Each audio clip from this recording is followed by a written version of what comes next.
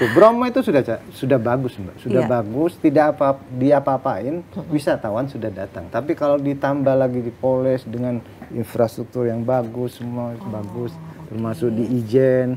Itu di kawah Ijen. Ini memang alam. Jadi alam yang cantik, yang sudah indah, dan orang meskipun tidak apapun datang ke sana.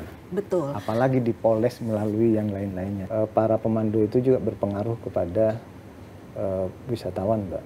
Kalau para pemandunya itu asal-asalan, tidak tahu dengan keadaan dan juga tidak tahu dengan aturan, itu bisa-bisa menjadi bumerang sendiri.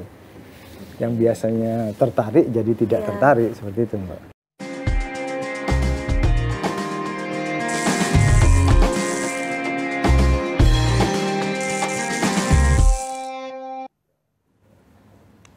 Assalamualaikum warahmatullahi wabarakatuh. Dulur-dulur Jawa Timur, kembali berjumpa dengan saya Mustika Ratna dalam Jatim Channel Podcast DPRD Provinsi Jawa Timur. Luar biasa sekali, pada kesempatan ini saya kedatangan tamu. Saya akan berbincang dengan anggota Komisi C DPRD Provinsi Jawa Timur yang akrab disapa Kang Mahdi ini dari fraksi P3. Kang Mahdi, Assalamualaikum. Waalaikumsalam warahmatullahi wabarakatuh. Terima kasih, Kang. Mbak, fraksi P3 PSI. Fraksi P3 PSI ya? Baik. Sedikit kan nggak apa-apa, Mbak ya? Boleh dong. Kang Mahdi, bagaimana tadi perjalanan ke JTV? Syukur alhamdulillah lancar. Alhamdulillah lancar, diiringi dengan cuaca yang sayup-sayup agak-agak sendu. Agak sendu, tapi tidak mengurangi semangat kita untuk podcast pada kali ini pastinya, Kang Mahdi. Tidak mengurangi, tambah semangat malah. Semakin saya seharusnya semangat. Datang jam 10:30, sudah jam 10 kurang sudah di sini. Wah, itu kan bagus saking dong. Semangatnya. Berarti itu semangat dan disiplin, ya kan? Kita menghargai waktu dan menghargai sesama. Betul. Terima kasih Kang Mahdi sudah bersedia juga datang lebih awal. Kang Mahdi ini dari Dapil 2 Probolinggo dan Pasuruan, Dulur Jawa Timur.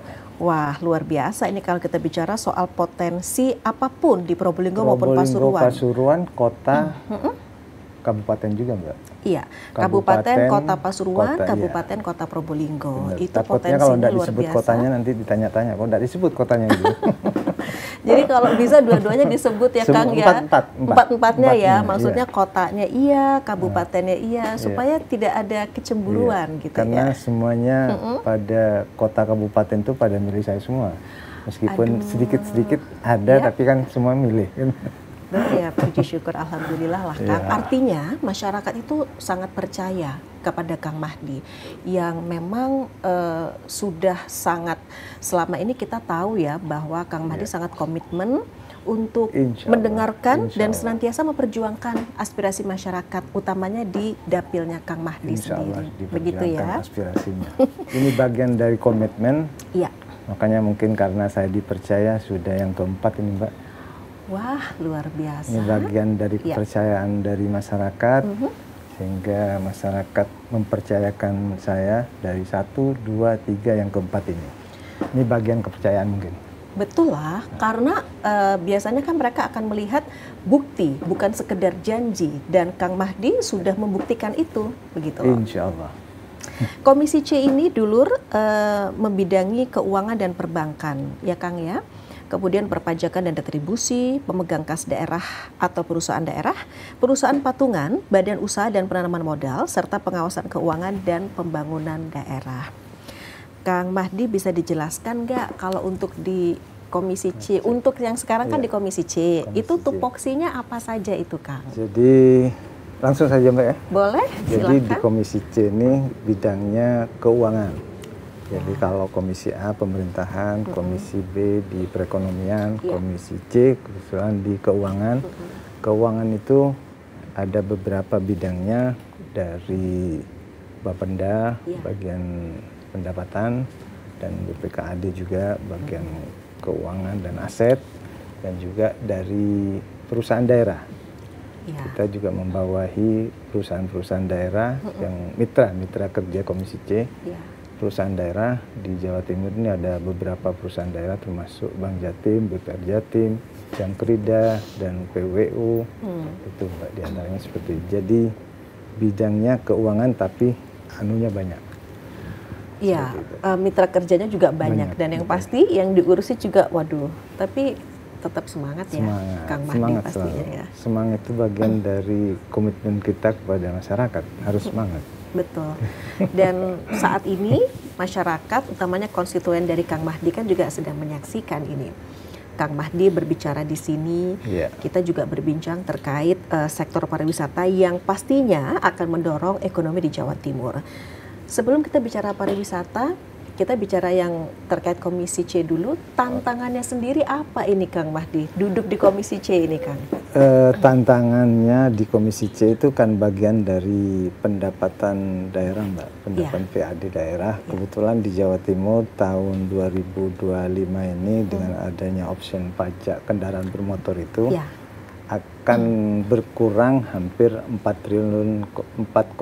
triliun. Betul. Jadi oleh karena itu Komisi C sekarang harus bekerja keras untuk bisa mengembalikan pendapatan yang ada di Provinsi Jawa Timur ini melalui mungkin dari PAD yang lain, termasuk dari BUMD, kita genjot, kita benahi BUMD, supaya kerja dari BUMD yang selama ini kurang digenjot terus, termasuk dari Bank Jatim, dari PPR Jatim dan Jamkrida, kita genjot semua sekiranya PAD Jawa Timur ini yang berkurang itu bisa minimal ada peningkatan sehingga menyentuh yang hilang itu Mbak. Baik, jadi artinya bisa dikatakan di tahun 2025 ini mungkin harus sedikit kerja keras begitu Kang Mahdi, dan artinya teman-teman di Komisi C tetap optimis untuk bisa berkolaborasi dengan mitra kerja, dengan berbagai pihak begitu, untuk bisa meningkatkan pendapatan asli daerah Jawa Timur. Kita termasuk dengan pemanfaatan aset yang punya Provinsi Jawa Timur, kita mulai mendata Mbak, bagaimana aset-aset ini bisa dimanfaatkan sehingga bisa menghasilkan PAD juga, termasuk di BLUD, di rumah sakit yang kita punya formulasi baru, sekiranya BLUD itu tidak lagi ada pembiayaan dari pemerintah sehingga mereka berdiri sendiri, kalau perlu bisa menyumbang PAD kepada pemerintah. Seperti itu. Harapannya begitu ya pastinya itu. Kita masih mencari pembahasan sekiranya bisa seperti itu. Tapi saya pasti yakin lah teman-teman di Komisi C DPD Pro Jawa Timur sangat mampu begitu ya, artinya untuk bisa mengupayakan seperti apa pendapatan asli daerah di Provinsi Jawa Timur itu bahkan bisa lebih baik lagi begitu loh. Meskipun kalau kita bicara dari pajak kendaraan bermotor mungkin ya ada semacam penurunan, betul seperti itu. Tapi tetap sebenarnya dari option pajak itu kita kalau mengikuti aturan yang ada, kita tidak berkurang Mbak. Tapi harus menaikkan pajak kendaraan bermotor. Tapi tidak dilakukan oleh pemerintah Provinsi Jawa Timur. Andai kata kita menaikkan option itu, kita tidak berkurang. Karena kita tidak menaikkan dan untuk kepentingan masyarakat, biar masyarakat tidak terbebani, akhirnya pemerintah Provinsi Jawa Timur dengan melalui pembahasan tidak menaikkan kendaraan pajak bermotor itu. Oke, jadi memang kita bisa melihat bahwa salah satu kebijakan yang diambil oleh pemerintah Provinsi Jawa Timur itu juga dengan mengedepankan asas kerakyatan, begitu ya, artinya supaya tidak membebani rakyat lebih lanjut. Kang Mahdi, tapi begini, Jawa Timur ini kita tahu luas sekali, potensi dalam hal apapun luar biasa dan selalu menjadi pelopor, begitu ya, dalam kebijakan apapun. Kalau kemudian kita bicara soal potensi pariwisata, Gubernur Khofifah juga menyatakan selalu berupaya agar kemudian pembangunan pariwisata di Jawa Timur itu berkelanjutan. Tentu ada banyak hal yang harus diperhatikan. Dengan adanya pembangunan pariwisata itu dapat paling tidak menekan atau mengurangi angka pengangguran. Bagaimana kemudian Kang Mahdi menanggapi hal ini? Pariwisata ini dampak ekonominya luas Mbak. Dampak ekonominya luas, dan dengan adanya pariwisata, misalkan supaya daerah itu dikembangkan pariwisata dan pariwisatanya itu jalan, di sekitar itu akan dampak juga Mbak. Baik UMKM-nya, transportasinya, dan jasanya. Jadi Seperti halnya langsung saja saya sebutkan di Probolinggo, Pak. Betul, di dapilnya Kang Mahdi ya. Saya, di Probolinggo itu ada beberapa wisata yang sangat menarik dan sudah nasional. Ada Bromo itu sudah bukan nasional lagi, internasional. Sudah internasional. Kebetulan saya sekarang ini lagi booming di negara Cina, Singapura, Malaysia. Jadi yang datang dari Cina itu sekarang lagi banyak-banyaknya, Mbak. Karena ada katanya ini, saya belum pernah lihat langsung, katanya ada artis Cina yang membuat background Gunung Bromo. Jadi itu mendaya tarik sehingga orang-orang Cina banyak yang datang ke Bromo. Tujuannya itu 3, Mbak, kalau di Jawa Timur itu. Bromo, Tumpak Sewu, dan Ijen. Ini langsung saya sampaikan terkait dampaknya. Dampaknya itu sekarang kalau di Probolinggo itu hotel-hotel penuh dengan wisatawan, Mbak. Itu dampak perekonomian. Jadi dampak wisatawan yang paling terasa cepat terkait dengan dampak ekonominya. Misalkan juga di Gili Ketapang. Di Gili Ketapang itu ada wisata snorkeling. Jadi kita bisa menyelam ke laut, bisa melihat meskipun itu dibuat, tapi kan menarik juga dibuat. Apalagi sekarang zamannya media sosial untuk masyarakat tampil. Jadi itu ditampilkan di medsos begitu ya, dan itu akan cepat artinya sampai informasi itu kepada masyarakat. Jadi masyarakat ini sebenarnya bukan mau mempromosikan dirinya melalui wisata-wisata yang ada. Jadi seperti itu. Betul. Akhirnya juga tempat wisatanya jadi juga dampaknya ekonomi itu, Mbak, seperti halnya di Gili Ketapang itu kan transportasi kapalnya juga jalan, dan ada tempat mainan-mainan baru di sana seperti banana boat. Mereka kan juga berdampak ekonomi. Betul. Seperti itu, dan masyarakat sekitar bisa memanfaatkan. Jadi dampaknya sangat cepat terasa kalau di wisata itu, Mbak. Kang Mahdi, begini, kita bicara soal kalender event begitu di Jawa Timur. Itu juga tidak lepas dari yang namanya Karisma Event Nusantara yang setiap tahun itu ada diselenggarakan oleh Kementerian Pariwisata dan Ekonomi Kreatif begitu ya. Nah, untuk Karisma Event Nusantara 2025 ini Jawa Timur itu menyumbang begitu ya, berkontribusi atas 11 event wisata yang masuk di kalender itu. Yang menjadi top 10-nya adalah terkait dengan Jember Fashion Carnaval. Tapi kalau kita bicara mengenai yang 11 itu tadi, kontribusi dari Provinsi Jawa Timur, dan itu terbanyak loh se-Indonesia. Salah satunya adalah Exotica Bromo.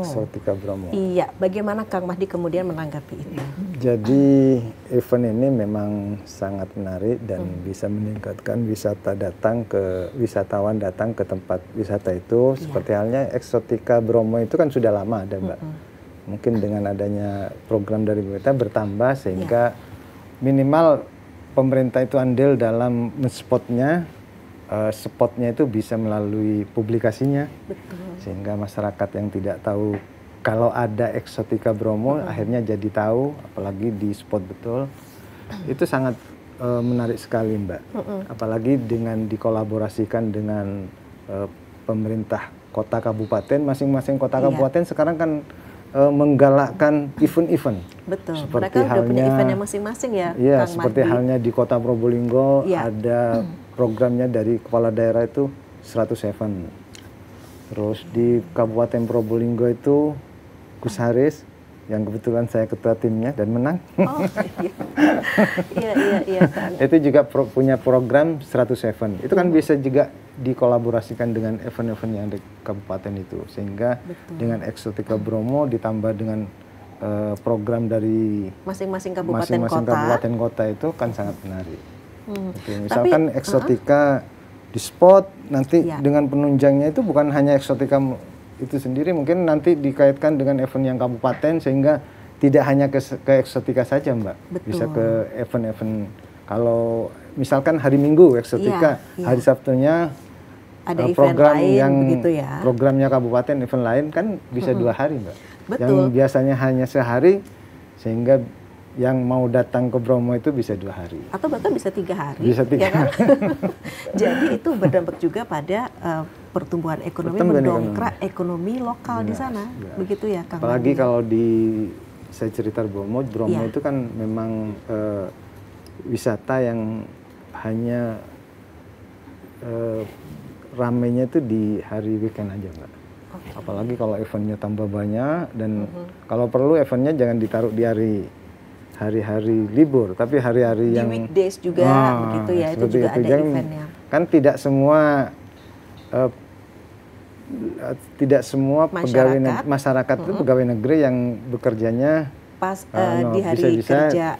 Para pengusaha yang datang mereka tidak terikat waktu seperti itu. Jadi supaya kemudian pangsa pasarnya begitu bisa lebih merata dan juga bisa lebih luas pastinya begitu ya Kang ya. Tapi kalau Kang Madi melihat itu seperti apa? Maksudnya berbagai potensi pariwisata yang ada di Jawa Timur ini apakah memang sudah benar-benar dimaksimalkan sih Kang?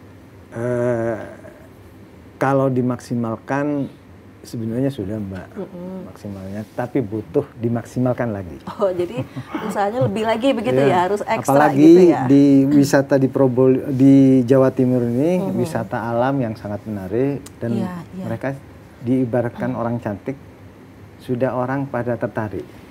Apalagi di Polres, seperti saya mau di podcast ini sebelum masuk kan di Polres dulu kan. Biar sama seperti itu. Bromo itu sudah bagus Mbak, sudah bagus, tidak diapa-apain, wisatawan sudah datang. Tapi kalau ditambah lagi di Polres dengan infrastruktur yang bagus, semua bagus, termasuk di Ijen, itu di kawah Ijen. Ini memang alam, jadi alam yang cantik, yang sudah indah dan orang meskipun tidak apapun datang ke sana. Betul. Apalagi di Polres melalui yang lain-lainnya. Jadi ada infrastruktur penunjang sebagai pendukung agar kemudian orang semakin antusias untuk datang ke sana, begitu ya Kang Mahdia. Termasuk penunjangnya itu event. Iya, berbagai event. Itu kan yang sampaikan Jenengan itu berbagai event itu kan nambah pengunjung lebih tertarik untuk datang. Yang biasanya datang hanya melihat alam, ini datang juga bisa menyaksikan Eksotika Bromo itu penampilan budaya, tari-tarian seperti itu. Tapi luar biasa ya Kang, maksudnya untuk Eksotika Bromo juga itu sudah masuk di kalender untuk Karisma Event Nusantara. Wah, artinya kan itu dari Sabang sampai Merauke, bahkan internasional, wisatawan-wisatawan asing pun juga akan semakin banyak nanti yang akan datang ke Bromo. Utamanya ya kalau kita bicara mengenai wisata yang ada di dapilnya Kang Mahdi. Terus gini juga Kang, ya memang kita tahu ya potensi ekowisata juga luar biasa. Taman Nasional Bromo Tengger Semeru. Nah itu Kang Mahdi melihat apakah memang pemerintah Provinsi Jawa Timur sudah benar-benar maksudnya membuat itu menjadi lebih baik atau seperti apa? Sebenarnya pemerintah Provinsi Jawa Timur dalam hal wisata itu sudah betul-betul ikut andil Mbak. Memang kewenangannya memang terbatas. Jadi kan berbicara kewenangan juga. KMBTS itu banyak kewenangannya di pusat. Jadi pemerintah provinsi mungkin dalam hal terkait dengan wisatanya bisa penunjangannya tidak di areanya tapi di samping-sampingnya. Misalkan kemarin kita tahu bahwa Provinsi Jawa Timur mengadakan terkait dengan pemandunya juga, guide-nya Mbak, itu ikut andil. Ikut juga. Jadi kewenangan kadang-kadang membuat keterbatasan Mbak. Iya, jadi adanya kewenangan itu membuat kita membuat kebijakan itu harus tahu ada aturan-aturannya seperti itu ya, agar kemudian Kang Mahdi tidak ada tumpang tindih, baik itu antara pemerintah pusat, provinsi maupun daerah. Iya. Sebenarnya kemarin saya sangat apresiasi ke pemerintah Provinsi Jawa Timur dan juga karena dengan adanya guide itu di sweeping terkait dengan karena kadang-kadang para pemandu itu juga berpengaruh kepada wisatawan Mbak. Kalau para pemandunya itu asal-asalan, tidak tahu dengan keadaan dan juga tidak tahu dengan aturan, itu bisa-bisa menjadi bumerang sendiri. Yang biasanya tertarik jadi tidak tertarik seperti itu Mbak. Karena itu juga berpengaruh ya, bagaimana kemudian para guide itu berinteraksi dengan wisatawan, bagaimana membuat kita berwisata itu bukan hanya sekedar nyaman, tetapi juga aman. Pastinya begitu ya, Kang? Nyaman, aman. Nah, betul. Kan pernah juga di Bromo itu viral terkait dengan apa istilahnya, pemalak atau narjet atau gimana, yang jelas tidak sesuai dengan harga yang ada di Bromo itu, Mbak, dengan transportasi. Itu kadang-kadang itu menjadi bumerang kan, eman. Seharusnya wisatawan enak, malah yang mau ke Bromo itu bisa-bisa nggak jadi. Betul, karena mereka tidak merasa nyaman dan tidak merasa aman. Iya, kan? Padahal itu kan untuk kepentingannya sendiri, dirusak sendiri oleh para pelaku wisata di sana. Kang Mahdi, ini kita sambil ngobrol sambil minum nih, Kang. Silakan. Wah. Nggak terasa ini ngobrolnya. Betul. Enak banget ini. Apalagi kalau kita bicara soal pariwisata loh, Kang. Nah, gini, Kang. Apalagi habis ini mau menjelang liburan nih. Jadi iya, semakin semangat. Kang, tapi gini. Iya, ini kalau misalnya kan mau liburan. Iya. Orang mau wisata supaya mereka juga kalau orang Jawa bilang nggak aras-arasan ya. Mereka kesana tuh kadang mereka memperhatikan loh. Ini infrastrukturnya gimana, ya kan? Jalan menuju ke sana gimana? Nah, ini kan jalan aman tidak menuju sana. Nah, betul. Nah, ini Kang, air terjun Madakaripura ini kan masuk dapilnya Kang Mahdi juga. Ini sebenarnya seperti apa, Kang? Sekarang kalau ke sana kondisinya infrastruktur bagaimana? Jadi kalau wisata Madakaripura itu, Mbak, juga melihat cuaca. Karena kan pengaruh cuaca itu, misalkan kalau hujan, hujan deras, dan itu kan berpengaruh dengan air terjunnya yang bisa mengakibatkan banjir. Sehingga kadang-kadang dibuka tutup. Jadi kalau memang situasi tidak baik-baik saja, ditutup untuk menghindari terjadi hal-hal yang tidak diinginkan. Ya sama kejadian di Mojokerto dulu itu, Mbak, di kan tidak melihat cuaca sehingga tempat yang sampai terjadi banjir sehingga menjadi banyak korban itu, Mbak. Betul. Jadi kalau sempat ada di situ artinya semacam kejadian. Kalau di Madakaripura seperti itu. Jadi pemerintah sudah mengantisipasi kalau sekiranya misalkan cuaca tidak baik itu ditutup biasanya. Ya, memang lebih baik mengantisipasi ya, Kang ya, pastinya agar kemudian kejadian-kejadian yang tidak kita inginkan, apalagi yang memang pengen rentan longsor. Ya, benar. Orang yang pengen berwisata, menikmati keindahan dan kenyamanan malah menjadi musibah nanti. Betul, tentunya kita tidak ingin lah ya, maksudnya pariwisata di Jawa Timur tercoreng seperti itu. Kalaupun kemudian beresiko nih, misalnya karena wisata alam yang memang apalagi rawan longsor, pasti petugas sudah harus mengantisipasi, begitu ya, Kang ya, agar kemudian tetap aman di situ. Tapi kalau kita bicara soal penerimaan devisa sendiri, bagaimana kemudian pemerintah Provinsi Jawa Timur berperan ini dalam kunjungan wisatawan, tidak hanya domestik tapi juga mancanegara nih, Kang? Ya, yang saya sampaikan di awal tadi, Mbak, alhamdulillah saat ini di 3 tempat ada peningkatan yang signifikan: Bromo, Tumpak Sewu, dan Ijen. Dan kita tahu di Ijen sekarang menjadi daya tarik di 3 negara, Cina, Singapura, Malaysia. Dan sampai ada sempat terjadi warga negara Cina yang jatuh, Mbak. Oh iya, jatuh ketika itu. Tapi memang karena bukan kesalahan dari pemandu atau memang sudah dikasih tahu kesalahan dari wisatawan itu sendiri yang tidak mengikuti aturan yang ada di pemandu. Alhamdulillah ada peningkatan, Mbak. Peningkatan banyak sekali, alhamdulillah. Itu makanya Kang Mahdi sangat penting begitu ya, kita juga memberikan edukasi kepada para wisatawan. Artinya mereka bagaimana sih harus mengikuti aturan yang memang sudah dibuat. Kadang kan mereka berpikir, cuman begini aja kok, tapi ternyata itu kan sangat fatal akibatnya. Betul. Kang, bagaimana kemudian upaya untuk mengedukasi masyarakat, bukan hanya masyarakat sekitar, tetapi juga pengunjung begitu, untuk mereka lebih memperhatikan kearifan lokal, aturan yang dibuat, dan keselamatan tentunya, Kang. Makanya, Mbak, pemandu itu, guide itu sangat penting sekali untuk diberi wawasan, diberi aturan atau dikasih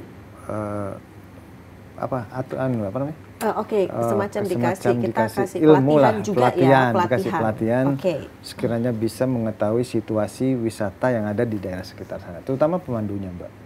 Seperti halnya di Arum Jeram, rafting Arum Jeram, itu kan pemandunya, guide-nya itu kan sudah dikasih pelatihan, sebelum berangkat mereka dikasih para penikmat Arum Jeram itu dikasih arahan dulu. Ya, tidak boleh seperti ini, tidak boleh seperti ini, tidak boleh seperti ini. Jadi sudah dikasih arahan dulu. Itu bagian dari. Tapi kan harus ada pelatihan dulu, Mbak. Iya, pelatihan awal bagi para guide itu, begitu untuk ya. Menyampaikan ke para wisatawannya. Kadang-kadang jadi juga terkait keslametan ya. Masa kalau ada apa-apa, bagaimana kemudian mereka bisa menyelamatkan sama dengan di tempat wisatawan manapun, termasuk di Gili Ketapang, di Bromo, di Ijen, di Tumpak Sewu. Karena memang daerah-daerah alam ini kan kadang-kadang ekstrim, Mbak, anunya. Seperti halnya ke Tumpak Sewu itu kan butuh perjalanan yang ekstrim juga. Iya. Ke Ijen membutuhkan waktu yang agak lama.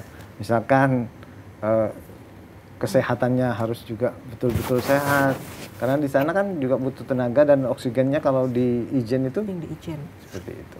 Baik. Misalkan kalau orang sesak nafas tidak boleh kalau naik, bisa jangan kan harus dianu dulu. Betul-betul ditanyain, betul kalau perlu ada di depan itu. Saya kira semua pasti sudah dipersiapkan, Mbak. Dan kesehatan juga. Termasuk begini, kalau kita bicara soal mengungkit perekonomian lokal di wilayah sekitar wisata itu loh, Kang Mahdi. Bagaimana sih kemudian memastikan kepada masyarakat jangan sampai itu harga mencekik leher wisatawan, supaya nggak cuma satu kali aja wisatawan ke situ, tapi berkelanjutan mereka datang karena harga juga bersahabat dan ramah di kantong. Gimana, Kang? Di daerah sekitar wisatawan biasanya ada musyawarah, Mbak. Jadi musyawarah seperti halnya di Gili Ketapang itu para pelaku wisatanya itu dikumpulkan, masyarakatnya dikumpulkan, disampaikan juga bahwa wisatawan datang ke sini perlu nyaman, perlu aman, dan perlu sesuai dengan apa yang diinginkan, dan tidak istilahnya dipalak. Dipalak artinya kalau biasanya beli biasanya harga 100 karena orang luar akhirnya dikasih 150. Itu kan juga mereka kan pasti tahu. Pasti ukurannya beli sesuatu pasti kan tahu, Mbak. Kalau tidak sesuai dengan keinginannya, oh kok seperti ini, akhirnya masyarakat para wisatawan enggan untuk datang lagi. Kan eman. Yang rugi bukan wisatawannya kalau mereka, tapi yang rugi masyarakat. Biasanya bisa mendongkrak perekonomian karena tidak ada yang datang lagi, bisa rugi seperti itu. Banyak kejadian di tempat wisata yang awalnya rame karena masyarakatnya kurang ramah, masyarakatnya mengedepankan instan. Instan dalam artian dapat hari ini sekiranya besar tapi kedepannya tidak diperhitungkan, itu kan juga merugikan. Makanya selalu ada pertemuan-pertemuan, termasuk juga musyawarah, karena kadang-kadang melibatkan banyak orang itu tidak sama, Pak. Makanya disamakan. Makanya harus menyamakan persepsi ya, Kang Mahdi ya, supaya kemudian kita satu suara dan membuat wilayah itu bukan hanya saat itu saja ramainya. Tidak instan. Betul, tidak instan, tetapi senantiasa berkelanjutan. Dan yang pasti ya sepanjang masa lah, pasti maunya kan begitu. Terus ini kalau untuk menarik minat wisatawan ini, Kang, gimana ya? Maksudnya selain melalui kalender event begitu ya, melalui promosi, itu kan juga ada yang namanya travel begitu, yang kemudian mereka juga ada yang menyajikan tour private nggak sih? Itu gimana? Di Probolinggo kebetulan saya juga sering terlibat, Mbak, sudah mengadakan gathering travel, Mbak. Oh iya. Gathering travel, jadi gatheringnya itu seperti ini. Misalkan travel yang ada di Jawa Barat, di Jawa Tengah, di Jawa Timur sendiri itu diundang datang ke Probolinggo, ditaruh di satu tempat. Habis itu travel itu diajak keliling, Mbak. Ke tempat-tempat biasanya wisata. 3 hari gitu. Ke tempat-tempat jadi masing-masing tempat wisata itu memaparkan tempat wisata itu kepada para travel agent ini. Jadi sudah dilakukan itu dan alhamdulillah sudah berjalan, Mbak. Makanya koneksi dari khususnya di Probolinggo ini sudah jalan dan mereka sudah melakukan seperti itu. Jadi 3 hari itu keliling, Mbak, datang ke misalkan yang ikut andil, tapi karena kadang-kadang kan ada yang tidak juga semua, tidak semua.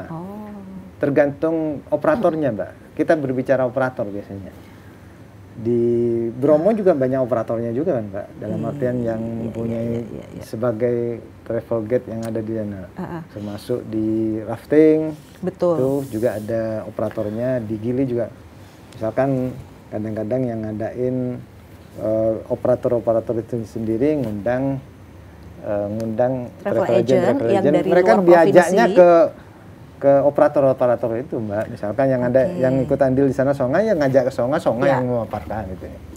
Misalkan, tapi banyak nggak sih Kang Mahdi pengaruhnya? maksudnya Pengaruhnya pengaruh sangat banyak, dan Mbak. maksudnya ini operator yang mereka berkenan untuk tempatnya itu memaparkan begitu sehingga banyak menarik. Iya, banyak. Travel agent yang kan operatornya kan di sana kan banyak juga, Mbak. Misalkan di rafting itu ada 5 operator. Dan itu mereka 5-5-nya antusias. Antusias kadang-kadang. Iya, tergantung dari anunya. Jadi mereka antusias. Biasanya kalau ikut semua operator itu ditaruh satu tempat, ya tidak diajak ke operatornya, Mbak. Taruh tempat masing-masing itu memaparkan gitu, Mbak. Wah, seru ya, Kang. Maksudnya ternyata kita tahu bahwa tentu masing-masing kabupaten kota itu mereka memiliki formula dan cara yang berbeda. Bagaimana untuk memperkenalkan tempat wisatanya. Dan ternyata untuk di dapilnya Kang Mahdi sendiri sudah. Saya kira di tempat-tempat lain mungkin sama, cuman kita tidak tahu mungkin, Mbak. Tapi kalau di tempat saya seperti itu. Oh, oke. Dan ternyata kunjungannya sangat signifikan ya kenaikannya. Yang nggak kalah penting, yang nggak kalah penting tuh gini, Kang. Transportasi juga. Mereka berpikir kalau misalnya mau ke tempat wisata itu kan harus punya kendaraan. Kalaupun nggak punya itu harus nyewa kendaraan dan itu pasti butuh keluar biaya lagi. Ya, ini seperti apa kemudian kalau kita bicara mengenai transportasi ini, Kang? Memang kendala di tempat wisata memang kadang-kadang transportasi, Mbak. Tapi juga ada yang inovatif, Mbak. Jadi misalkan tempat wisata itu menyediakan transportasi, misalkan kalau di atas 10 orang menyiapkan kendaraan secara gratis. Ada yang begitu ya seperti konsepnya itu. Tapi ya, sudah Kang? dihitung dengan kira-kira seperti itu. Artinya memang sudah dihitung dengan nanti biayanya berapa. Tapi kan paling tidak itu sudah mempermudah meringankan loh. Mempermudah untuk datang ke tempat wisata itu. Jadi masyarakat sudah tidak usah khawatir lagi begitu ya. Terus begini loh, Kang, sektor pariwisata di Jawa Timur ini kan juga memberikan kontribusi yang positif tentunya terhadap produk domestik regional bruto PDRB provinsi dengan nilai sektor penyediaan akomodasi dan makan minum itu mencapai 108,83 triliun rupiah. Tentu ini pencapaian yang luar biasa, Kang. Tapi kalau dalam catatan Kang Mahdi sendiri apa sih yang perlu dievaluasi begitu? Karena sekarang kan sedang masa efisiensi ya. Apa kemudian, Kang, yang menjadi catatan? Yang menjadi kebetulan dengan ada cuaca yang agak ekstrim dan buruk, itu banyak infrastruktur yang perlu dibenahi, Mbak. Infrastruktur sehingga mungkin ke depan terkait dengan efisiensi infrastruktur menuju tempat wisata itu yang perlu diperbaiki. Itu juga meningkatkan dari banyaknya wisatawan sehingga meningkatkan juga. Tapi sebenarnya kalau kita bicara secara keseluruhan itu kondisi infrastrukturnya memang kalau kita bicara persentase itu berapa persen sih, Kang? Maksudnya yang sudah baik atau yang mungkin masih harus lebih diperhatikan lagi pemeliharaan atau mungkin pembangunan infrastrukturnya gitu? Kalau persennya saya tidak tahu secara jelas, Mbak. Tapi yang jelas masih perlu ada pembenahan. Masih perlu ada pembenahan karena memang seperti halnya menuju daerah. Contohnya langsung daerah saya, Mbak, karena yang saya tahu langsung seperti halnya menuju tempat wisata Arum Jeram itu infrastrukturnya. Arum Jeram. Terus menuju Ijen sebagian masih perlu ada pembenahan seperti itu, Mbak. Saya kira itu, Mbak. Seperti itu. Baik, itu untuk yang wisata-wisata alam ya, Iya. pastinya ya, Kang Mahdi, yang maksudnya harus lebih mendapat perhatian begitu dari pemerintah dengan tidak mengesampingkan peran ada pembagian kewenangan antara pemerintah pusat, kemudian pemerintah provinsi dengan pemerintah kabupaten kota, pastinya seperti itu. Karena kadang-kadang, Mbak, jadi terkait dengan kewenangan ini menjadi permasalahan tersendiri. Misalkan akses menuju ke Bromo itu sebagian besar ada provinsi, ada pusat. Kabupaten kadang-kadang siap untuk membenahi, tapi karena kewenangan pusat kita nunggu seperti itu, Mbak. Begitu juga. Karena kadang-kadang kan kabupaten kota itu pengennya daerahnya kan maju, Mbak, terutama menuju akses yang ke tempat wisata. Iyalah, karena sangat berdampak sekali. Seperti itu, Mbak. Ini kita bicara soal target di sektor pariwisata. Itu kalau bicara target, tapi kemudian di masa kondisi efisiensi seperti saat ini, Kang Mahdi, tetap optimis nggak bisa mencapai target atau target pendapatan atau gimana? Insya Allah terpenuhi, Mbak. Kalau terkait dengan pariwisata, karena memang wisata di Jawa Timur sekarang lagi meningkat, Mbak. Lagi meningkat, Mbak. Seperti itu. Apalagi dengan banyaknya kalender event juga ya. Event seperti itu. Jadi event di Jawa Timur kan banyak yang sudah menasional, seperti Exotica Bromo itu sudah lama, Mbak. GFG. Iya. Apalagi di Banyuwangi. Di Banyuwangi itu ada event yang sangat Gandrung menarik. Itu kan yang festival Gandrung juga. Festival Gandrung, terus 1000 penari apa namanya kalau? Iya, 1000 penari Gandrung itu kan. 1000 penari Gandrung itu kan memang sudah booming dari sejak lama itu, Mbak. Iya. Apalagi itu tambah ditingkatkan dengan didorong oleh pusat, sangat menarik sekali. Apalagi kemudian begini loh, Kang, sebenarnya perhatian dari pemerintah daerah pun itu juga sangat penting begitu ya pastinya, untuk keberlangsungan sebuah event dan semakin maksimalnya event tersebut. Bagaimana kemudian Kang Mahdi melihat saat ini pemerintah daerah juga memberikan perhatian yang lebih terhadap event-event atau kalender event di masing-masing wilayah? Yang saya sampaikan tadi dengan program kepala daerah yang pilihan barusan, rata-rata saya melihat itu di visi misinya itu pasti ada program event, Mbak. Saya lihat itu kok banyak malah di daerah mana itu ada 1000 event katanya, 1000 event. Sampai 1000 event. Di Pasuruan juga ada berapa event gitu, seperti itu. Yang kota Probolinggo 100 event. Kabupaten Probolinggo 100 event. Itu kan kalau dikolaborasikan dengan program-program dari provinsi, dari pusat itu kan sangat menarik, Mbak. Betul. Ya, seperti itu. Jadi artinya kesadaran kepala daerah sekarang sudah jauh lebih ada peningkatan terhadap bidang pariwisata atau kalender event di bidang pariwisata pastinya ya. Apalagi bulan November ini ada event spektakuler di Kabupaten Probolinggo, ada namanya event apa namanya? Apa itu? 7 Danau. Saya lupa. Ada baru ya berarti itu baru. Ya. Oh oke. Di bulan November ini nanti bulan ya? Bulan November nanti. 7 danau, 7 air terjun. Jadi nanti itu selama 7 hari ada event selama 7 hari itu, Mbak, di Probolinggo. Oh. Festival. Inovasi baru berarti. Iya, jadi festival 7 danau, 7 air terjun. 7 hari juga. Jadi 7 keajaiban dunia ya. Apa ya? Terkait dengan maksudnya 7 festival 7 danau di Probolinggo itu ada 7 danau yang menarik di daerah Tiris sama Krucil itu, Pak, akan dibuatkan event. Danaunya sangat menarik sekali. Ranu namanya kalau di sana itu. Oh. Ya sama aja, danau Ranu kan sama, cuman lebih kecil mungkin kalau Ranu namanya itu. Itu di kabupaten ya? Di kabupaten. Jadi festival 7 Ranu dan 7 air terjun. Baik.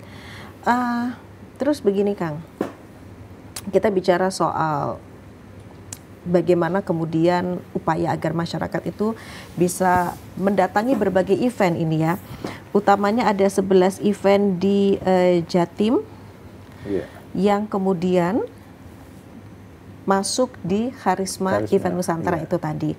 Ada Jember Fashion Carnival, ada Festival Gandrung Sewu, ada juga betul Festival Nasional Reok Ponorogo, begitu salah satunya. Apa kemudian upayanya agar masyarakat itu antusias begitu loh? Promosinya yang betul-betul digebiarkan Mbak, disampaikan kepada masyarakat melalui media sosial. Itu yang sangat penting sekali. Sebenarnya di Jawa Timur ada banyak event yang sangat besar-besar itu, Mbak. Betul. Sebenarnya kalau kadang-kadang kan event itu tidak hanya berkaitan dengan alam. Iya. Bisa saja dengan bersepeda. Olahraga. Di Batu kemarin ada namanya Jambore Mountain Bike. Jambore Mountain Bike itu di Batu. Itu pesertanya hampir 3.000 peserta, Mbak. Oh, iya? Dan itu datang dari mana-mana, Mbak. Dari luar Jawa juga. Iya. Itu. Jadi event namanya Jambore Mountain Bike.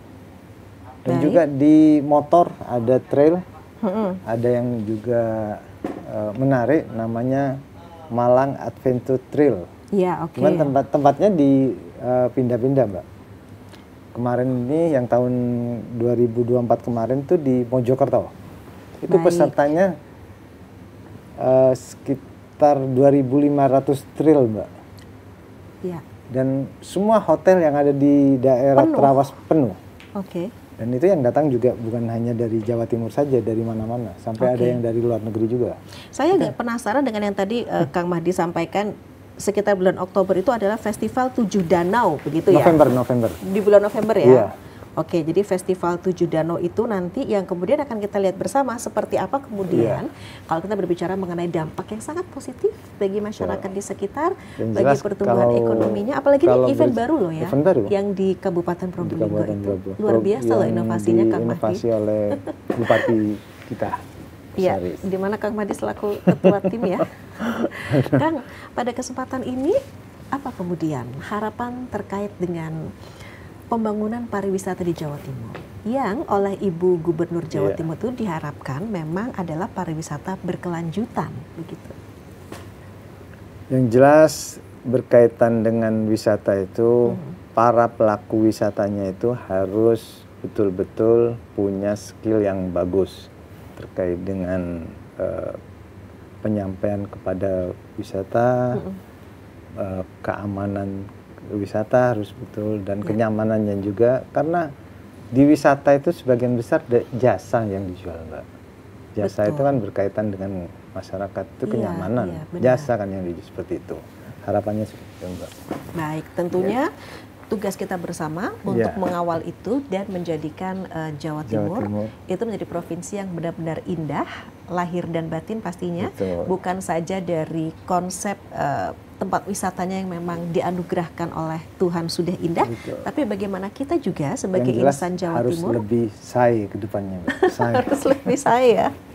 Bagaimana juga itu ditunjang dengan kita senantiasa ramah dan membuat wisatawan menjadi aman, nyaman dan bahagia mereka untuk selalu berwisata ke Jawa Timur ya. Kang Mahdi, anggota Komisi C DPD Provinsi Jawa Timur dari Dapil Kota dan Kabupaten dan Kota Pasuruan, Kabupaten dan Kota Probolinggo dari fraksi P3 dan PSI ya.